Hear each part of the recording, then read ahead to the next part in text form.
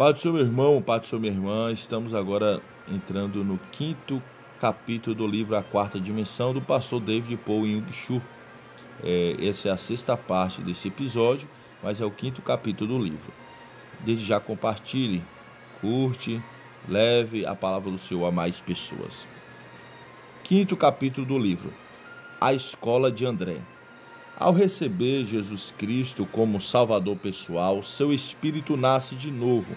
Instantaneamente recebe no instante a vida de Deus e nesse exato momento seu ser espiritual ganha a vida eterna, mas sua mente e seus pensamentos devem ser renovados segundo seu espírito renascido. Essa renovação é obra para a vida toda, requer tempo, energia e luta.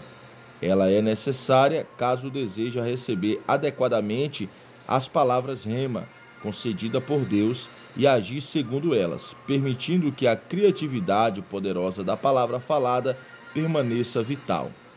Uma vida de pensamentos renovados. Muitas pessoas experimentam o renascimento espiritual, mas não renovam a mente, a fim de verdadeiramente compreender os pensamentos de Deus. Não levam a vida segundo os pensamentos divinos.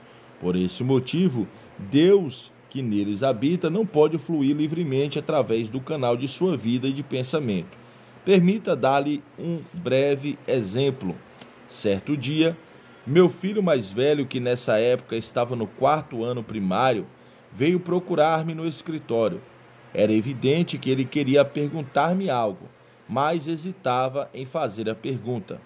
Finalmente eu disse: "Filho, o que você está tentando perguntar?" Ele sorriu e disse: "Papai, se eu lhe fizer uma pergunta estranha, o senhor vai ficar com raiva?" "É claro que não vou ficar com raiva", assegurei-lhe. "Vamos, diga." "Bem", continuou ele, "o senhor tem permissão de mentir para a sua congregação?" "Quando foi que eu menti?" perguntei.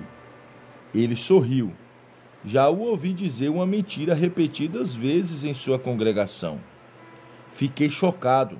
Se meu filho desconfiava de mim, então quem confiaria em mim? "Filho", disse eu, "sente-se e diga-me quando foi que o papai falou uma mentira na igreja." "Papai, tantas vezes o Senhor diz à sua congregação que encontra com Deus, que fiquei curioso. Todo sábado eu ficava do lado de fora de seu escritório, ouvindo quando o Senhor preparava seus sermões. E às vezes abria a porta um pouquinho para ver se o Senhor realmente estava conversando com Deus. Mas nunca vi o Senhor realmente se encontrando com Deus em seu escritório. Ainda assim, nos domingos, o Senhor sobe no púlpito e ousadamente declara que se encontrou com Deus. Isso é mentira, não é? Não tenha medo de me dizer a verdade. Sou seu filho, não vou contar para ninguém." Como ele era ainda muito jovem, sabia que não compreenderia que eu explicasse meus sentimentos em termos teológicos. "Deus", orei, "preciso de sabedoria. Como posso explicar a esse jovem que meu relacionamento com o Senhor é íntimo?" Subitamente, um pensamento tremendo fluiu de meu coração e olhei para o meu filho dizendo: "Filho, deixe-me fazer uma pergunta. Você já viu seus pensamentos?" Ele ficou em silêncio por um momento. "Não, nunca vi meus pensamentos." "Então você tem a cabeça vazia", respondi. "Você não tem pensamentos." "Não, papai, eu tenho pensamentos. Posso falar porque tenho pensamentos." "Mas", ressaltei, "eu nunca vi seus pensamentos." "Como é que o senhor poderia ver meus pensamentos?" perguntou ele. "Eles estão em um lugar em meu cérebro e o senhor não pode vê-los." "Bem, então", disse eu, "embora não pode vê-los, você realmente tem pensamentos, não é?" "É claro, papai", respondeu ele. "Ora", expliquei, "encontro-me com Deus embora você não possa vê-lo com os olhos. Deus é como os seus pensamentos. A Bíblia diz que Deus é a palavra." "Filho, o que é a palavra?" "É o pensamento vestido de alguma linguagem." Se Deus é o pensamento vestido de chinês, o povo chinês compreende os pensamentos de Deus. Quando os pensamentos de Deus estão vestidos de inglês, então o povo norte-americano o compreende. Quando o pensamento de Deus vem a nós vestido de coreanos, o povo da Coreia compreende. Filho, encontro-me com Deus ao ler as Escrituras, a palavra de Deus. Os pensamentos de Deus tocam meus pensamentos no reino invisível e converso com o Pai Celestial por meio da palavra de Deus. Deus é como um pensamento. Meu filho imediatamente compreendeu o significado e assentiu com a cabeça. Não posso ver meus pensamentos, mas sei que os possuo. Sim, Deus é como o pensamento. Não posso vê-lo, mas ele está aí. Estou satisfeito. Desculpe, papai, por ter compreendido mal. Quando meu filho saiu, levantei-me e louvei ao Senhor. Pai, temia que ele não compreendesse, mas compreendeu. Entretanto, sei que não fui eu, mas o Espírito Santo que me ajudou até a palavra com que eu explicasse a sua maravilhosa presença. Agora permita que eu faça uma pergunta com que se parece Deus. Deus possui forma? Ele se parece com o ser humano? Como se pode explicar a presença de Deus? Deus é como um pensamento. Se você não tiver nenhum pensamento, Deus não terá um canal por meio do qual falar a você. Você não pode tocar Deus com a mão, nem respirar a Deus como se respira o ar. Deus não pertence ao mundo dos sentidos. Só é possível encontrar-se com Deus por meio de sua vida de pensamentos. Os pensamentos de Deus vêm mediante sua palavra ou por meio do seu Espírito Santo. Os pensamentos de Deus tocam seus pensamentos e é aí que você se encontra com Ele. Assim, se não renovar a sua vida de pensamentos e se não renovar a sua mente após conversão, Deus não se manifestará verdadeiramente a você. Muitas pessoas ainda vivem com a mente antiga depois da conversão. Essa maneira antiga de pensar é limitadora. Dessa forma, Deus fica limitado pelo tipo errado de vida de pensamentos. A fim de andar intimamente com Deus, é preciso renovar a mente e os pensamentos. Se não renová-los, Deus não poderá descer e ter comunhão com você. Deus não habitará uma mente poluída, assim como peixe e pássaro não permanecem num lugar poluído. É preciso renovar seus pensamentos para que a fé surja por meio de sua vida de pensamentos. A fé simplesmente não surge do espírito interior. A fé vem pelo ouvir e ouvir a palavra de Deus. Primeiro é preciso que a pessoa ouça. Ao ouvir a palavra de Deus, chega-lhe aos pensamentos. Mediante a vida de pensamentos, os pensamentos de Deus entram em seu espírito e produzem fé. Portanto, se a pessoa não renovar seus pensamentos, não poderá compreender completamente a palavra de Deus. Se a renovação da mente e sem ouvir a palavra, a pessoa não pode ter fé, pois a fé vem pelo ouvir. E o que ouvimos? Ouvimos os pensamentos de Deus. Seu pensar absorve os pensamentos de Deus e produz a fé. E por meio da fé, Deus pode fluir de você para outros. Sua vida de pensamento é demasiadamente importante. Você deve renovar sua mente. Há 3 passos que pode usar para renovar sua mente. É preciso segui-los, a fim de conseguir a renovação de sua vida de pensamentos. Atitude de pensamento transformada. O primeiro passo é mudar seu pensamento de uma atitude negativa para uma atitude positiva. A título de exemplo, observamos Pedro, o discípulo de Jesus. O discípulo de Jesus estava em um barco no mar da Galileia. Era uma noite escura e tempestuosa, e as ondas eram tão altas que o barco estava a ponto de virar. Lutavam desesperadamente para manter o barco flutuando, quando de repente viram Jesus Cristo andando sobre as águas em sua direção. Naquela época havia uma crença popular que dizia que o marinheiro que visse o fantasma no mar, seu barco afundaria. Por isso, quando os discípulos pescadores viram a Cristo, ficaram paralisados de medo, pensando que seu barco iria afundar e que iriam morrer afogados. Mas Jesus falou: "Sou Cristo, não tenha medo." Pedro gritou: "Se é mesmo Jesus, ordene que eu vá até aí." Pedro sempre falava sem pensar, era um homem terrivelmente emocional, mas tinha o dom da audácia, de modo que Deus o usou. Cristo então disse que ele fosse. Ao ouvir essa ordem, imediatamente aceitou a palavra de Jesus e seu pensar foi renovado. Humanamente falando, Pedro jamais poderia andar sobre as águas, mas ao aceitar a palavra de Jesus Cristo, instantaneamente sua mente foi renovada. Pedro mudou seus pensamentos de uma atitude negativa para uma atitude positiva. Pedro jamais acreditaria poder andar sobre as águas, mas ao ouvir o mandamento de Jesus e aceitar essa ordem, mudou seu pensamento. Creu que poderia andar sobre as águas. Transformou seu modo de pensar e os homens sempre agem de acordo com seus pensamentos. Quando Pedro renovou seus pensamentos e creu que poderia andar sobre as águas, agiu de acordo com isso e saltou do barco. A noite continuava escura e tempestuosa e as ondas estavam muito altas, mas Pedro arriscou sua vida com ousadia, lançando-se ao mar pela fé, e começou a andar sobre as águas. Os milagres sempre seguem uma mente renovada. Quando percebeu que era capaz de andar sobre as águas, Pedro enfrentou as ondas. Seus pés molharam-se na espuma, deu passos sobre as cristas das ondas. Estava andando sobre as águas, mas de repente olhou ao redor, viu os negros vales criados pelas ondas e começou a voltar como seu antigo modo de pensar. Olhe para mim, pensou ele. Não sou eu um humano? Estou andando sobre as águas e não somos capazes de fazer isso. Nós, seres humanos, devemos andar na terra e não nas águas. Não sou um peixe, mas olhe para mim. Estou andando sobre as águas. Isso está errado. É impossível fazer isso. Ele mudou seu padrão de pensamento. Pensou que não conseguiria andar sobre as águas e instantaneamente começou a afundar. Deus se relaciona com cada um de nós por meio de sua vida de pensamentos. Quando Pedro recebeu a palavra rema de Cristo, renovou seus pensamentos.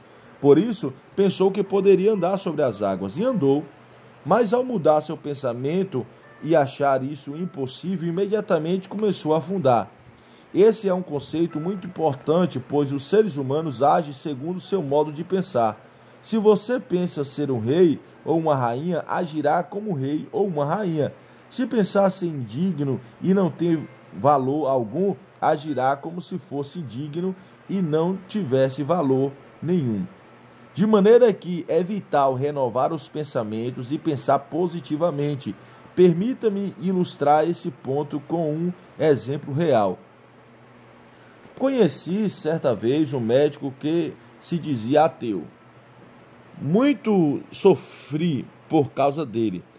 Por muito tempo ele se opôs ao meu ministério, desafiando minha fé, atacando minhas palavras e crenças.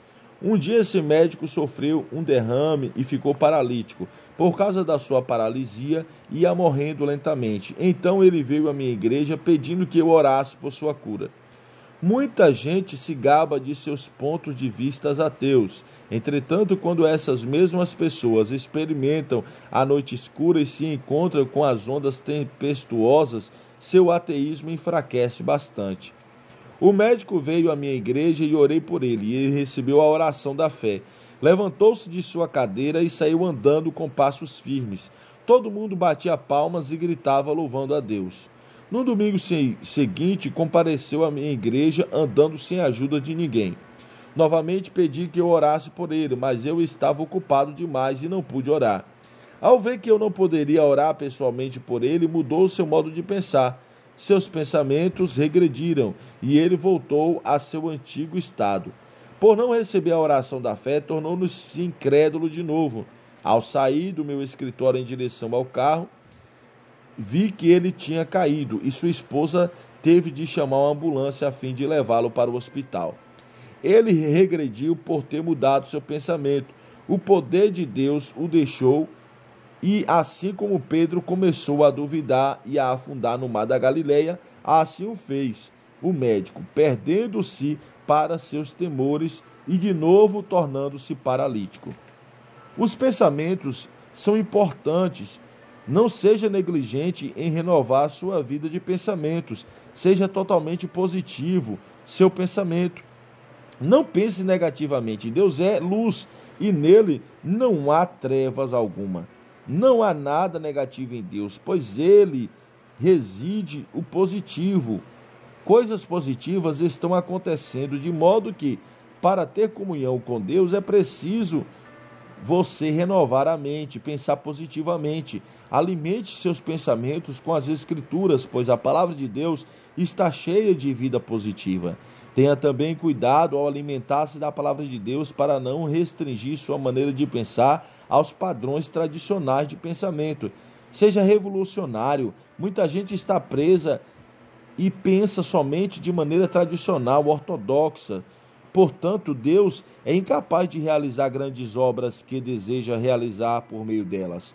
Mas, se receber a palavra de Deus e revolucionar sua maneira de pensar, alcançará alturas muito além de suas limitações atuais. Quando estou na Coreia, tenho uma reunião com os meus 100 pastores associados todas as manhãs, das 9 horas às 9h30. Eu os desafio a revolucionar seu modo de pensar. Não pense somente da maneira tradicional. Exorta-os. Não sejam levados pelo pensamento de ensino de Chu. Sigam a palavra de Deus, alimentem-se da palavra de Deus, revolucione sua vida de pensamento, expandam sua vida de pensamento de acordo com as Escrituras. Assim Deus terá a liberdade absoluta de expressar-se por meio de seus pensamentos. Depois de dizer essas palavras, meus pastores assistentes tornam-se grandes motivadores, recebem a palavra e, se tiverem um pensamento realmente revolucionário, os executam. Depois vejo resultados. Não intervenho em sua obra, a não ser que estejam tendo problemas. Uma vez que delego autoridade, essa autoridade permanece delegada. Já não me preocupo com ela. É mediante esse método positivo que trabalho com meus assistentes pastores de sucesso. Cada um responsável pelas necessidades de partes dos 50 mil membros adultos de nossas igrejas. Pensar em termos de milagres. Tendo mudado sua atitude de pensamento de negativa para positiva, o segundo passo será treinar-se constantemente a fim de pensar em termos de milagre. Essa atitude de pensamento pode ser vista na vida dos discípulos de Cristo. Certa vez, Jesus foi para o deserto com 5.000 pessoas o seguindo. Além dos 5.000 homens, provavelmente também havia mulheres e crianças. Na realidade, então deveria haver cerca de 20.000 pessoas ao todo. Aproximando-se a tarde, o povo teve fome. Estava ficando escuro e frio, e as mulheres e crianças começaram a ficar para trás ao longo do caminho. Cristo chamou Felipe. Felipe, posso ver que todo esse povo está com fome. Alimente-o. Filipe, pois, recebeu a ordem do nosso Senhor Jesus Cristo para alimentar essa grande multidão. Se fôssemos apresentar esse acontecimento em termos de hoje, podemos muito bem imaginar Filipe tentando organizar uma comissão para estudar a maneira de alimentar esse povo todo. Imaginamos os discípulos recrutando membros para a sua comissão. Os escolhidos seriam discípulos com alto grau de inteligência. Filipe daria abertura à reunião da comissão como relator, que era dizendo: cavalheiros, nosso Senhor Jesus Cristo ordenou-lhes que alimentássemos essas 20.000 pessoas no deserto. Assim, nossa comissão tem a responsabilidade de encontrar uma maneira viável de realizar tal proeza. Os senhores têm alguma ideia? Certo indivíduo levantaria a mão e, depois de Filipe dar-lhe a palavra, diria: não sabe que estamos no meio de um deserto? Aqui não é o centro de Jerusalém. É absolutamente impossível até mesmo pensar em alimentar essas pessoas. Também penso assim, Filipe poderia ter respondido. Secretário, por favor, anote isso. Outro cavaleiro levantaria a mão. Senhor relator, desejo fazer uma pergunta. Temos dinheiro suficiente? Precisaríamos de pelo menos 200 denários para alimentar uma pequena parte dessa multidão. Temos dinheiro suficiente? Não, responderia Felipe. Não temos nem um centavo. Bem, então o senhor está louco ao pensar que vai alimentar, diria esse homem. Sim, concordo com você, responderia Filipe. Senhor secretário, anote isso também. Um terceiro cavalheiro tomaria a palavra. Senhor relator, sabe de alguma padaria capaz de produzir pão suficiente para todo esse povo de uma vez só? Não, diria Filipe. Não conheço padaria alguma nessas redondezas. Bem, então levaria semanas para alimentar a multidão, e isso é impossível. Sim, concordo com você, diria Filipe. Senhor secretário, anote isso também. Então outro discípulo falaria: desejo expressar a minha opinião. Também, senhor relator. Como vem, já está ficando tarde. Por que não os despedimos, dizendo-lhes que vão e encontrem um lugar onde passar a noite e comer? Em seguida seria concluída a reunião, e Filipe reuniria no relatório as informações obtidas. Mas todas essas informações seriam somente de natureza negativa e impossível. Iriam contra o ensino de Jesus Cristo e se oporiam diretamente à sua ordem. Filipe então informaria a Jesus, mas ao começar a falar, André chegaria com 5 pães e 2 peixinhos. André, exclamaria Filipe, deixe de brincadeira, só isso para alimentar 20.000 pessoas? Você perdeu o juízo. Mas André não lhe deu atenção, simplesmente trouxe os 5 pães e 2 peixinhos a Jesus. Jesus, isso não é o suficiente para tanta gente, mas o trouxe de qualquer maneira. André tinha ouvido a ordem de Jesus, sua mente aceitou o mandamento. Embora duvidasse, trouxe a Cristo o alimento que encontrou. André possuiu o pensamento da possibilidade e, mediante seu pensamento, captou a visão de Jesus Cristo. Em seguida, Jesus abençoou os pães e os peixes e multiplicou-os, e a grande multidão foi alimentada. Todos os cristãos pertencem a Jesus Cristo, mas em Cristo há 2 escolas de pensamento, a escola de Filipe e a escola de André. Infelizmente, muitas igrejas pertencem à escola de Filipe, falam somente acerca do impossível, clamam que estamos no deserto, que é tarde demais, que as pessoas não podem ser alimentadas, falam com pouca fé, falam do impossível. A que escola você pertence? Sei que muitos vão à escola, universidade diferente, mas a que escola pertence você no que diz respeito aos seus pensamentos? Você pertence à escola de Filipe ou de André? Quando Deus me falou ao coração em 1969, dizendo-me que construísse um templo para acomodar 10.000 pessoas sentadas, fiquei apavorado. Em todos os instantes senti-me como Filipe. Conversei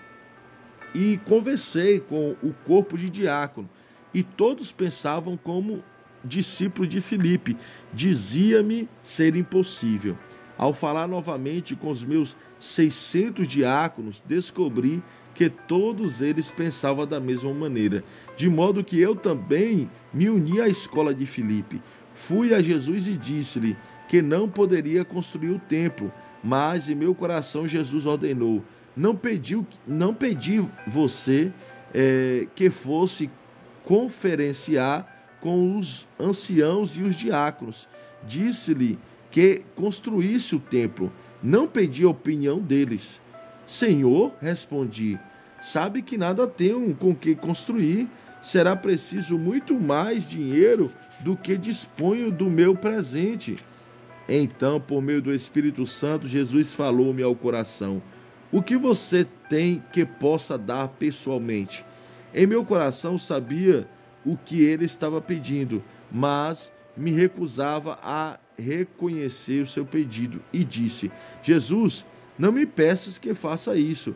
Casei-me com 30 anos de idade e todos esses anos tenho economizado dinheiro a fim de construir uma linda casa e dá-la à minha esposa. Mas o Senhor respondeu: dê o que você possui. Pai, são somente $20.000, clamei.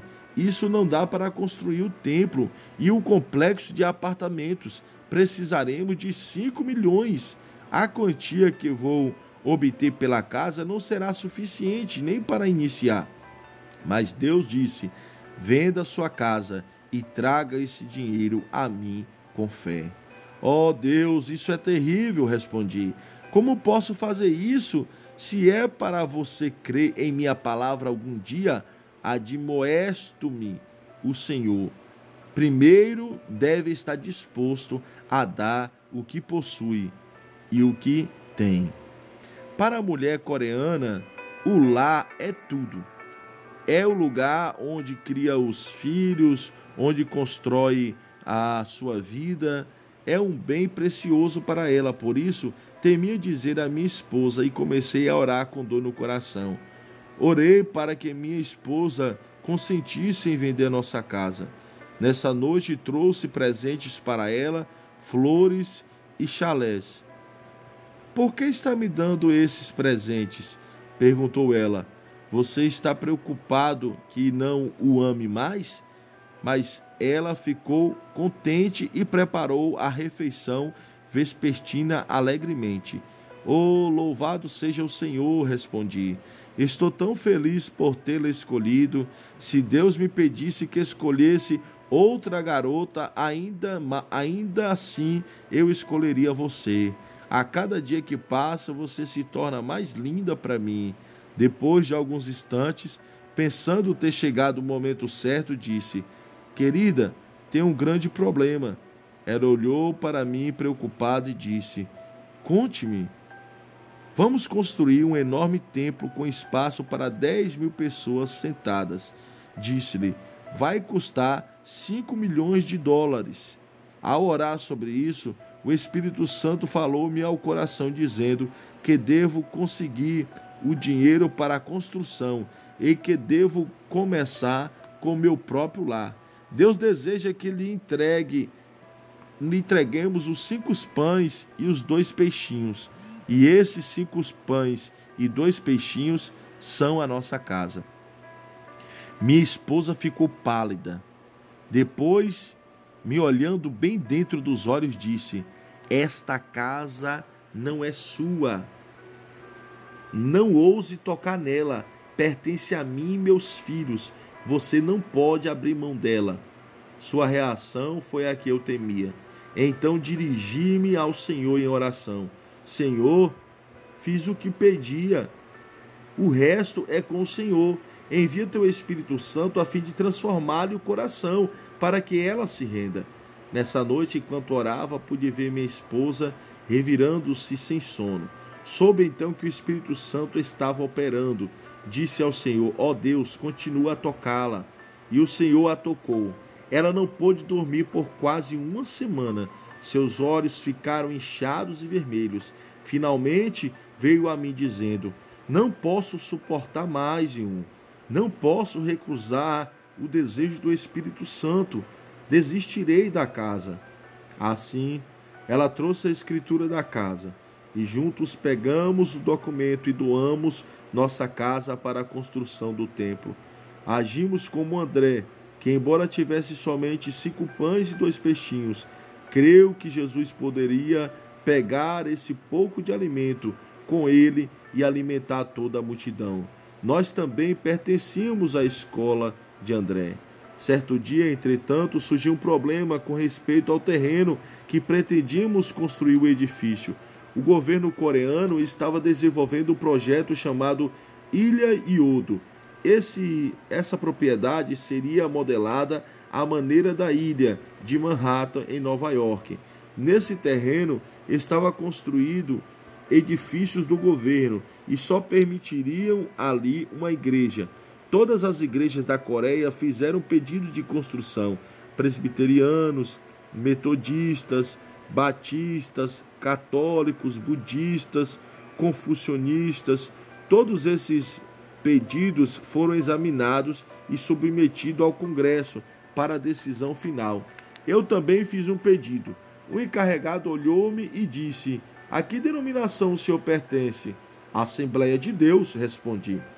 Ah, o senhor refere àquela igreja onde louvam a Deus de maneira alta e barulhenta e oram pelos doentes e falam línguas estranhas? Exatamente, respondi. Ele sacudiu a cabeça em negação. O senhor sabe que a igreja vai ficar bem de frente do edifício do Congresso? Essa igreja tem de ter aparência digna e a sua não tem. Não podemos aceitar a sua inscrição. Apesar disso, fiquei intimamente alegre, pois isso me daria a desculpa que precisava para não precisar construir o templo. Voltei ao Senhor em oração. Senhor, ouviste o que ele disse? Não é adequado, não temos dignidade suficiente para construir aqui.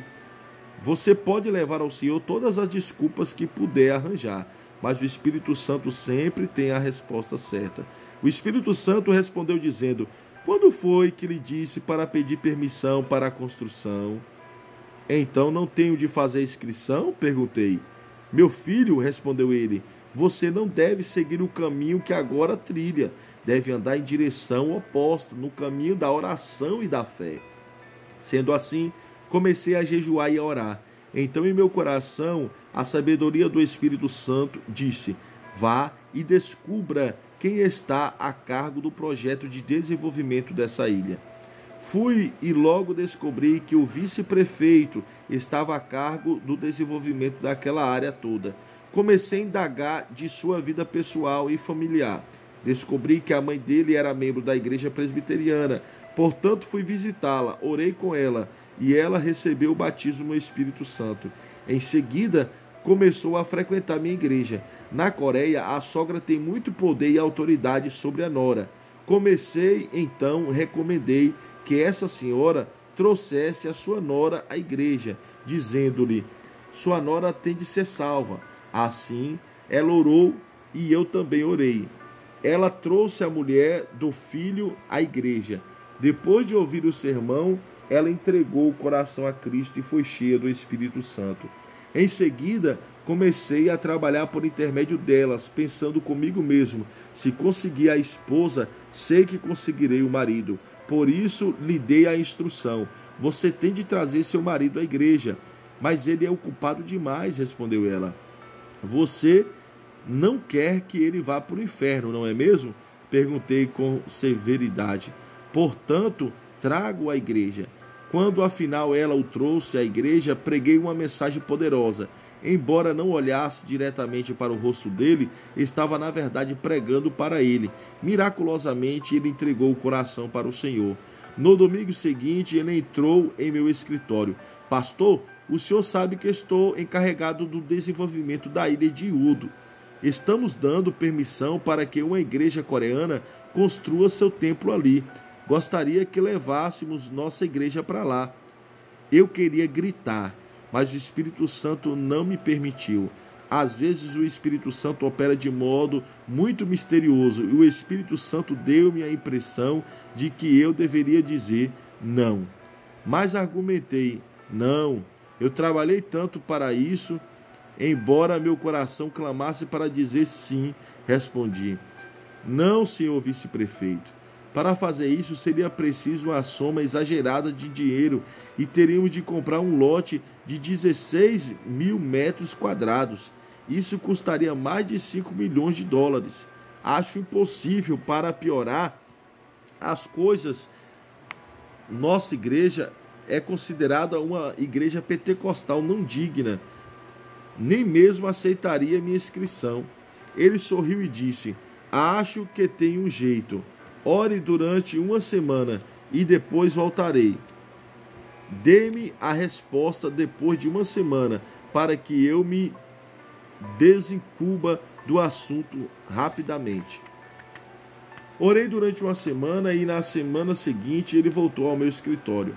Pastor, se o senhor tomar a decisão de levar a igreja para lá, farei todos os arranjos para que tenhamos o melhor local. Também cuidarei de todos os papéis e as despesas ficarão por conta do meu escritório. Enviarei meu representante ao Congresso a fim de conseguir todos os acordos necessários e farei todo o trabalho burocrático. Farei tudo pelo Senhor. Garanto-lhe que conseguirá o terreno. Mais do que isso, tomarei todas as providências para que a igreja compre o terreno a crédito. Nesse instante, o Espírito Santo disse-me ao coração: grite. Senhor vice-prefeito, eu disse, aceito. Deus impediu-me de dizer sim por uma semana e como resultado não somente conseguimos o terreno de modo miraculoso, mas também não tivemos de preparar toda a papelada. Em seguida, fui assinar o contrato com uma construtora.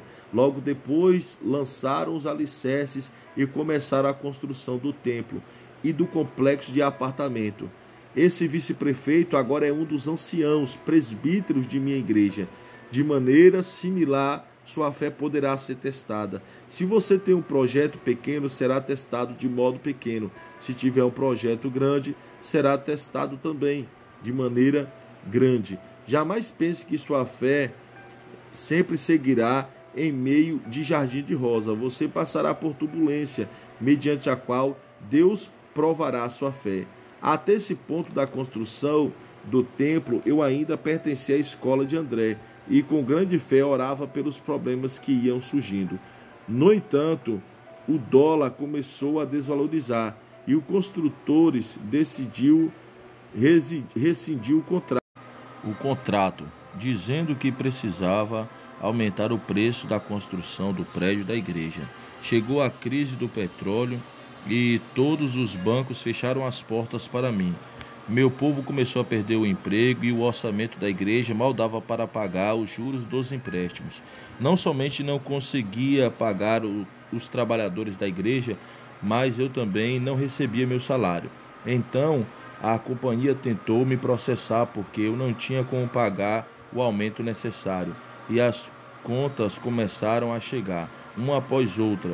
Conta de luz, conta de esgoto, conta de construção, contas empilhavam-se sobre minha escrivania, mas eu não tinha o dinheiro para pagá-las, não tinha dinheiro nem para contratar um advogado. Os construtores começaram a desistir porque eu não podia pagar-lhes o salário. Ninguém quer permanecer num barco que afunda, e eu afundava rapidamente. Uma vez que havíamos vendido nossa casa, não tínhamos para onde ir. Levei minha família para um apartamento inacabado no 7º andar do complexo de apartamentos da igreja. Não tínhamos água encanada nem calefação e fazia muito frio. Todas as noites eu ia para o apartamento vazio e todas as noites tremia de frio. Não tínhamos comida e tudo parecia escuro demais. Estava chegando ao fundo do poço, logo me tornando um discípulo de Filipe. Disse a mim mesmo: sim, cometi um erro. Nunca deveria ter acreditado em Deus dessa maneira. Deveria ter pensado conforme o padrão tradicional e nunca ter começado a andar sobre as águas. Esse negócio de fé é completamente falso. Todas as vozes que ouvi em minha vida de oração devem ter sido da própria consciência, não do Espírito Santo. Sim, cometi um erro. Comecei a ser dominado por um sentimento de autocomiseração.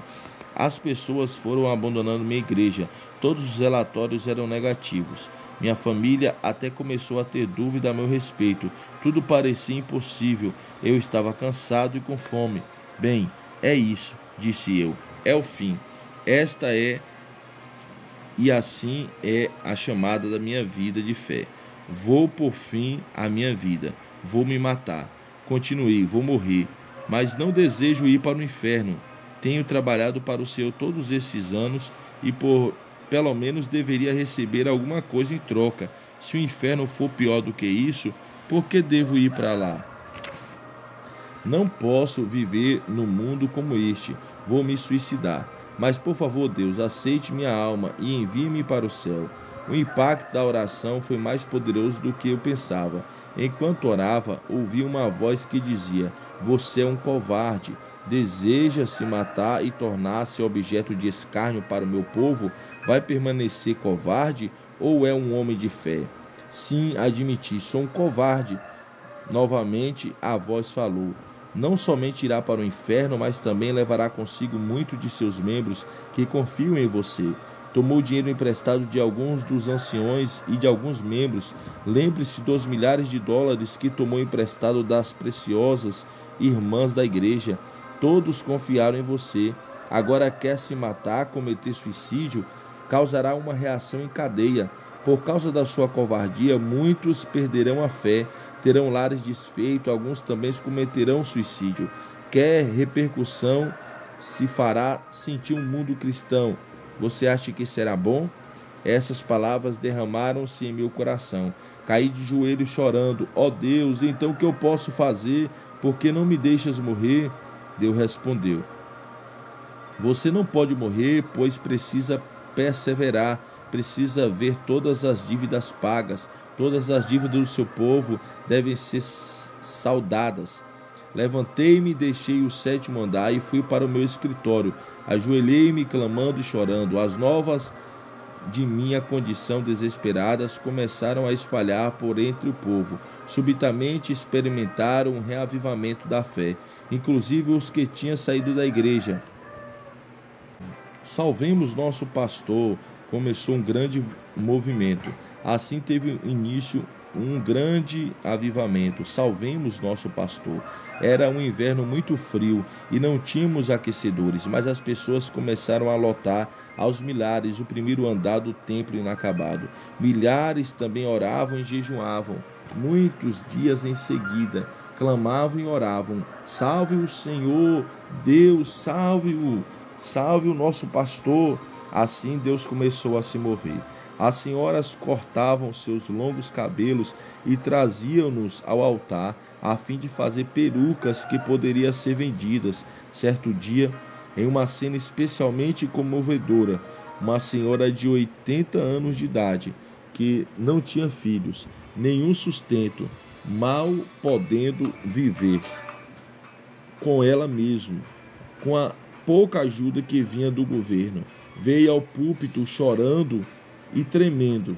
Ela trazia uma vasilha, uma velha vasilha de arroz, 2 palitos e uma colher.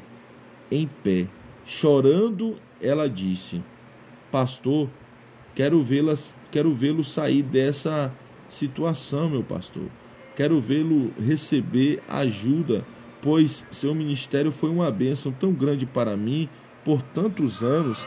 Desejo fazer algo, mas não tenho dinheiro. Eis aqui, tudo o que possuo é esta velha tigela, estes 2 palitos e essa colher. Desejo dar tudo para o serviço do Senhor. Posso usar papelão com um prato e comer com as mãos. Meu coração ficou despedaçado. Senhora, disse eu, não posso aceitar sua oferta. É tudo que a senhora tem. A senhora precisa desses utensílios a fim de tomar suas refeições. Não posso aceitá-los. Ela começou a chorar, dizendo: será que Deus não aceitaria o presente de uma velha que está para morrer? Será que ele não aceitaria? Sei que isso não poderá ajudá-lo muito, mas desejo dar algo. Por favor, aceite. De repente, um industrial levantou-se e disse: pastor, quero comprar esses objetos. Ele pagou quase $30.000 por uma tigela velha, 2 palitos e uma colher.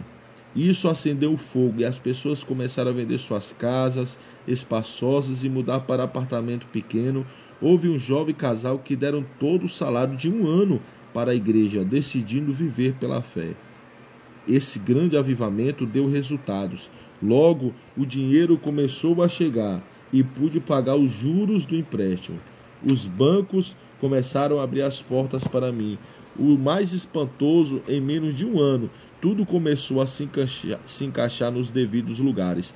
Paguei todas as dívidas e ficamos livres até 1973. Não somente pude pagar os juros, mas também consegui os $5 milhões para terminar a construção do templo e do complexo de apartamentos. Deus novamente proveu que a escola de André é a melhor. Que pensar em termos de milagres é ter pensamento que Deus deseja que tenhamos. Deus novamente provou isso através da fé. Muita gente acha que quando se tem fé vai fluir facilmente, que teremos poucos problemas, mas é importante lembrar que isso não acontece. Veja Abraão, ele tinha fé, mas suportou tribulações por 25 anos. Jacó sofreu dificuldades por 20 anos, José por 13 e Moisés por 40. Os discípulos de Cristo passaram por tribulações e tentações durante toda a vida. Não se deixe desanimar depois de passar por algumas semanas de dificuldade ou alguns meses de tribulação. Não deixe esmorecer as mãos em derrota. Levante as mãos, clamando. Deus está sempre presente, testando você. Às vezes Ele deseja fortalecer e fortificar-lhe a medula. E às vezes, enquanto você está sendo fortalecido, dá até para ouvir os ossos estralando. Mas se você se firmar na palavra de Deus e tiver fé, Deus jamais o desapontará. A fim de ilustrar esse ponto, contratei outra vida de fé para mim e comecei outra experiência. Certa vez, assinei um cheque pré-datado de $50.000. O cheque deveria ser pago no dia 31 de dezembro. Comecei a buscar recursos de todas as fontes possíveis, mas não consegui nem um centavo.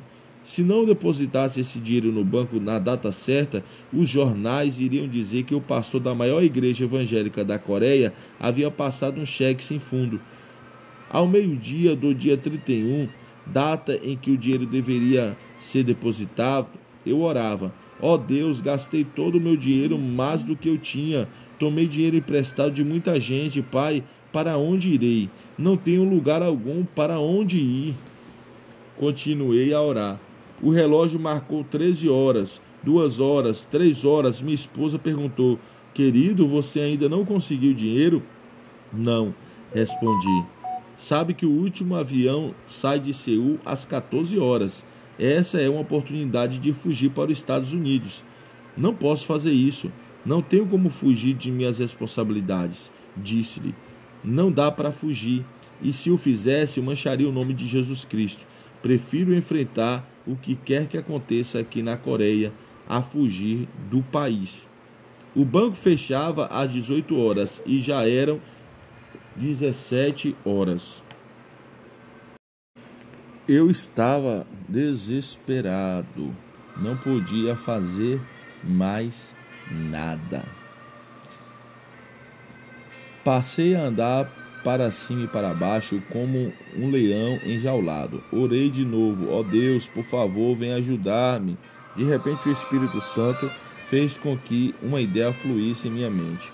Eu deveria ir ao presidente do banco ousadamente e pedir-lhe que me desse um cheque de $50.000. Ó Pai, respondi, devo estar perdendo o juízo. Esquentei tanto a cabeça que devo ter perdido ou queimado alguns fusíveis. Nada tenho para dar em garantia, nem para hipotecar. Não preenchi nenhum pedido de crédito e o senhor quer que eu vá ao presidente do banco e peça um cheque de $50.000? Isso não faz sentido algum. Mas o Espírito Santo insistia: sim, realizo as coisas que não pertencem à ordem natural, percebida pelos homens. Vá e faça o que digo. Chamei meu tesoureiro, o senhor Park. Por favor, quer ir ao banco comigo? Vou pedir um cheque de $50.000 ao presidente do banco. Ele olhou para mim e começou a rir. O senhor realmente perdeu o juízo, não é? Hoje é o dia 31 de dezembro, são 5 horas e o senhor não tem encontro agendado com ele. Deve existir uma fila de espera enorme para vê-lo. Além disso, não temos capital algum, nenhuma avalista, nenhuma garantia de ninguém. Não preenchemos formulário algum. É loucura. Não vou com o senhor. Se o senhor desejar passar por bobo, vá sozinho. Eu não vou. Está bem, respondi. Vou com a mente renovada. Você fica com sua mente tradicional. Entrei no carro e corri para o banco. O estacionamento estava lotado, mas consegui encontrar uma vaga e estacionei o carro e entrei no banco. Humanamente falando, não tinha nenhuma oportunidade de falar com o presidente. O escritório da secretária dele estava cheio de gente. Querido Espírito Santo, afirmei, vim até aqui. Por favor, dá-me mais instruções. O Espírito Santo respondeu: ande corajosamente, seja audaz. Haja como se fosse uma pessoa importante. Não preste atenção em ninguém, mas entre direto no escritório do presidente do banco. Então me fiz de ousado e caminhei com toda a resolução. A secretária me viu e disse: o senhor onde vai? Olhei diretamente aos seus olhos sem dizer nada. Ela perguntou de novo: quem é o senhor? Tem encontro marcado com o presidente? Qual é o seu nome? De repente tive uma inspiração. Venho da parte da mais alta autoridade, respondi. Quis dizer que procedia da parte de Deus, mas ela entendeu que era um representante do presidente da Coreia, porque na Coreia o presidente é chamado de mais alta autoridade. Pensando que eu fosse um emissário especial do presidente, ela mudou de atitude. Tornou-se amável e me disse: da parte da mais alta autoridade? Então pode entrar. Dirigiu-se às pessoas que estavam esperando e disse: deixem esse senhor passar. Ela conduziu-me pessoalmente, fazendo-me passar à frente de todos, até o escritório do presidente do banco. Ao transpor a porta, orei de novo. Querido Espírito Santo, cheguei até aqui. Agora o que devo fazer? O Espírito do Senhor veio sobre mim, assim como tinha vindo sobre outros homens de fé, e senti-me forte e audaz. O Espírito Santo continuava a repetir: você é o filho do rei, uma pessoa importante, continue a agir como grande personalidade que é. Assim, entrei ousadamente, sentei-me no sofá e cruzei as pernas. O presidente do banco entrou, veio até mim com a mão estendida, perguntou sorridente: que tipo de negócio tem o senhor? Com que propósito veio? Será que o conheço? Não respondi a essas perguntas, mas disse: Senhor, vi aqui com um projeto tremendo e vou lhe fazer um grande favor. Um favor? Perguntou ele com certo ar de estranheza. Sim, se o senhor me fizer um pequeno favor, posso trazer-lhe 5.000 contas novas para o princípio do ano, disse eu. 10.000 contas novas? Exclamou ele. Apanhe o telefone e peça informações ao meu respeito. Sou o Dr. Young-Shu, pastor da maior igreja evangélica da Coreia. Nossa igreja possui mais de 10.000 membros e tenho grande autoridade sobre todos esses cristãos. Posso fazer com que todos transfiram suas contas para o seu banco no ano que vem. Far-lhe-ei esse tremendo favor se o senhor me fizer um pequeno. Ele chamou a secretária e pediu que ela fizesse as averiguações necessárias. Quando todos os dados foram confirmados, o presidente do banco dirigiu-se a mim dizendo: qual é o favor que posso apresentar-lhe? Dê-me um cheque de $50.000, disse-lhe. Não tenho tempo de preencher todos os papéis, mas o senhor é um homem de negócio e eu estou no negócio do rei. Muitas vezes o homem de negócio assume um grande compromisso sem nada, guiado somente por sua fé e confiança de que tudo sairá bem. Quando se trata de pequenos negócios, temos de usar assinaturas e papelada, mas quando se trata de grandes, passamos por cima dessas banalidades e confiamos que teremos êxito. Se o senhor for mesmo um grande homem de negócio, como creio que é, fará assim por mim. O presidente chamou o vice-presidente e disse: o senhor não pode fazer isso. Estará colocando o pescoço na guilhotina. Não são simplesmente $5.000, são $50.000. Ele não tem garantia nem avalista. Então o vice-presidente disse para o presidente: o senhor não pode fazer isso. Se o senhor não o fizer, interrompi, tenho outros lugares aonde ir. Poderia fazer esse favor no banco Shu Young. O homem assentou-se, balançando a cabeça. Então disse: Senhor, tenho um sentimento estranho. Nunca senti isso antes. Confio no Senhor. Se não confiasse tanto no Senhor, jamais faria isso. Mas gosto de sua ousadia e de sua fé. Ao assinar este cheque, estarei colocando toda a minha carreira e vida em suas mãos. E esta será a primeira vez que o farei. Mas dessa vez exporei meu pescoço. Traga-me um cheque de $50.000, disse ele ao vice-presidente. Confio que o senhor cumprirá sua promessa, disse-me ele enquanto preenchia um cheque de $50.000 de sua conta pessoal.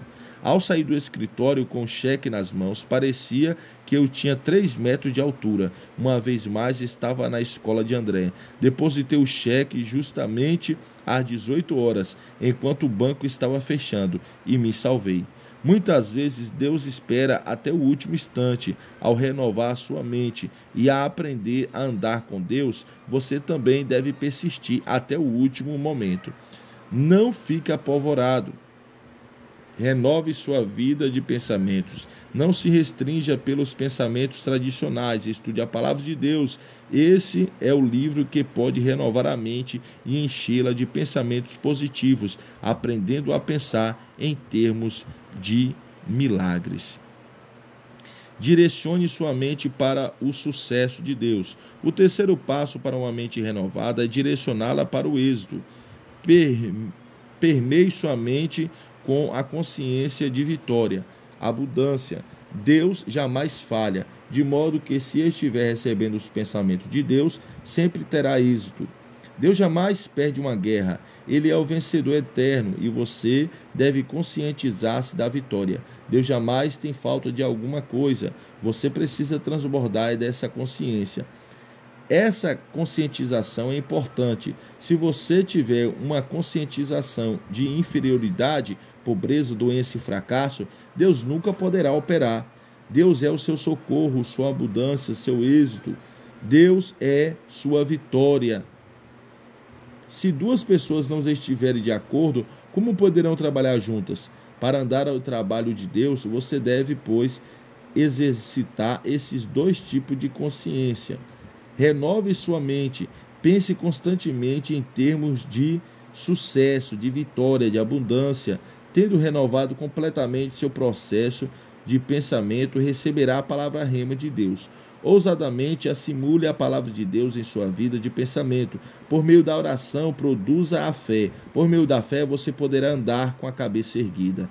Olhe somente para o Senhor. Embora talvez não sinta nada, não toque nada, seu futuro pareça obscuro, ainda assim tenha fé. Você está vivendo pelo conhecimento revelado. Está vivendo com novos pensamentos, pensamento de Deus, pensamento de sua palavra, a Bíblia. Jesus Cristo é o mesmo ontem e hoje e para sempre. Deus Jeová jamais muda. A palavra de Deus jamais cai no solo sem se cumprir. Não podemos viver só de pão, mas da palavra de Deus. Somos os filhos justificados de Deus e devemos viver pela fé. Em Jesus Cristo não há diferença de cor nem de raça. Todos nós pertencemos a uma única raça, a raça de Jesus Cristo. Vivemos pelo seu pensar, portanto, renove sua mente, reeduque sua vida de pensamento. Pense grande, tenha grandes objetivos. Você tem uma única vida para viver. Por isso, não se arraste no pó. Não viva com uma consciência de fracasso. Sua vida é preciosa para o Senhor. Você deve dar alguma boa contribuição a este mundo. Jesus Cristo habita gloriosamente em cada cristão. Portanto, você tem recursos inesgotáveis em seu íntimo. Cristo é tão poderoso hoje quanto foi há 2000 anos atrás. Você pode renovar seu pensamento exercitando os pensamentos de Jesus Cristo em seu coração, pensando positivamente, pensando em termos de milagres, desenvolvendo uma orientação para o êxito, para a vitória e para a consciência de abundância. Isso lhe dará fundamento no qual a palavra de Deus está em sua mente, renovando-a por completo. Então verá ocorrer grandes milagres. A lei do pensar, pedir. Efésios 3:20 diz: aquele que é capaz de fazer infinitamente mais do que tudo que pedimos ou pensamos, de acordo com o seu poder que atua em nós. Chamo isso de a lei de pensar e pedir. Muitas pessoas acham que receberão pelo simples pedir. Deus dá resposta mediante sua vida de pensamentos, infinitamente mais do que tudo o que pedimos ou pensamos. O que você pensa? Você pensa pobreza? Você pensa doença? Pensa impossibilidade? Pensa negatividade? Pensa fracasso? Se orar dessa maneira, Deus não terá o canal pelo qual fluir. Qual é a sua vida de pensamento? Você renovou sua vida de pensamento? Deus está disposto a agir abundantemente em sua vida? Mas será por meio da renovação do seu pensamento que conseguirá. Você deve ler a Bíblia, não lê a Bíblia com costume ou prescrições religiosas. Não lê a Bíblia procurando novas formas legais de viver. Não lê a Bíblia com tradições históricas. Lê para alimentar sua mente e mudar por completo toda a ordem de seu pensamento, para renovar totalmente sua vida de pensamento. Encha seu pensamento com a palavra de Deus. Assim Deus poderá fluir livremente através de sua vida e fazer por seu intermédio grandes coisas para a glória dele. Amém, meus irmãos? Este foi mais um capítulo grande, né? Mais um capítulo abençoado deste livro, A Escola de André, neste livro, A Quarta Dimensão. Não perca o próximo capítulo do livro, que logo será lançado. Compartilhe, Deus abençoe e fique com Deus.